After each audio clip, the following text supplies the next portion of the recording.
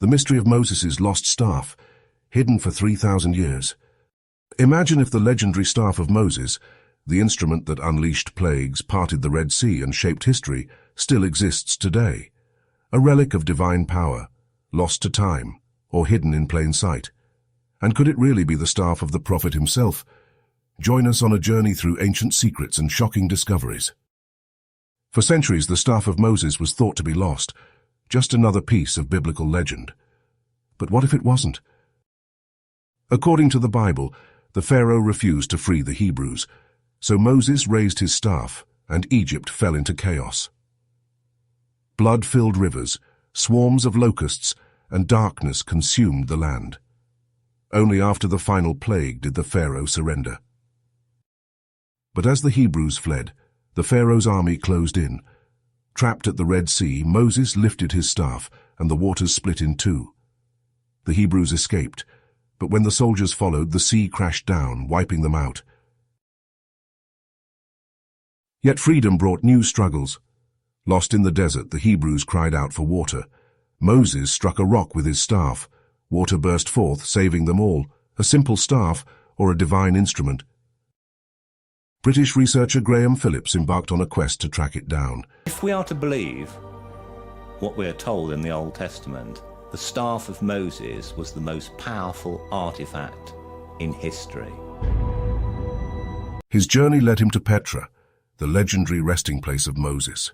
Twice in the Bible, in the books of Numbers and Deuteronomy, it tells us that Moses is buried near his brother Aaron. Now, presumably, Moses had to be somewhere near Mount Hor. In the 19th century, archaeologists excavated a tomb in Petra. They found no human remains, but an ancient wooden staff, covered in mysterious inscriptions. At the time, the archaeologists did not realize the potential significance of the tomb or the staff, which is why it wasn't immediately recognized as the staff of Moses. The staff was brought to England in the 1800s by explorers who were unaware of its possible biblical significance. It was supposed to be shipped to the US aboard the Titanic, but the owners left the ship early, narrowly escaping disaster. According to the diary of Lady Devon at that time, an American businessman and friend of the family by the name of Stanley May came to stay and had a considerable interest in a number of the artifacts that Lord Devon possessed.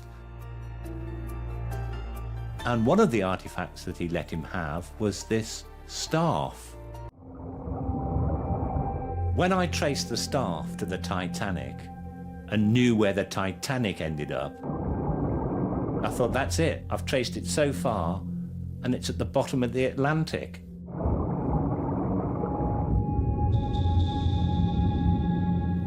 And that's it, gone. I was, I don't know, devastated. Staff had survived. It wasn't at the bottom of the Atlantic. What I had to do next is to find out what the May family did with it. Through a series of unexpected turns, Moses' staff has made its way to the Birmingham Museum, where it now rests, hidden in plain sight, with no sign that it could be the legendary relic of miracles. I mean, if I was right and all my research was correct, which I believed it was, then I was looking at the staff that, according to the Bible, Moses had used to part the Red Sea.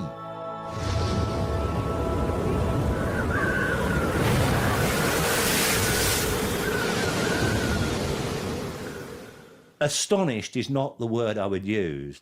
Knocked out is probably closer to it. The staff bears the name Tuthmosis, an Egyptian official. Philip suggests that Moses was once Tuthmosis, a nobleman who later abandoned his Egyptian name, Mos meaning son in Egyptian, after leading the Israelites out of Egypt. This theory offers a fresh perspective on Moses' origins and the staff's provenance.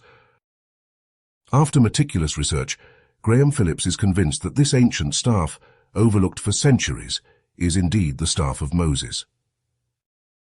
Could this unassuming staff in a museum really be the divine instrument of Moses, a relic that shaped history and performed miracles? The evidence is mind-blowing. If I was to be asked the question, have you found the staff of Moses? My heartfelt answer would be yes. What do you think? Could this be the real staff of Moses? Let us know in the comments, and don't forget to like and subscribe for more lost history and hidden artifacts.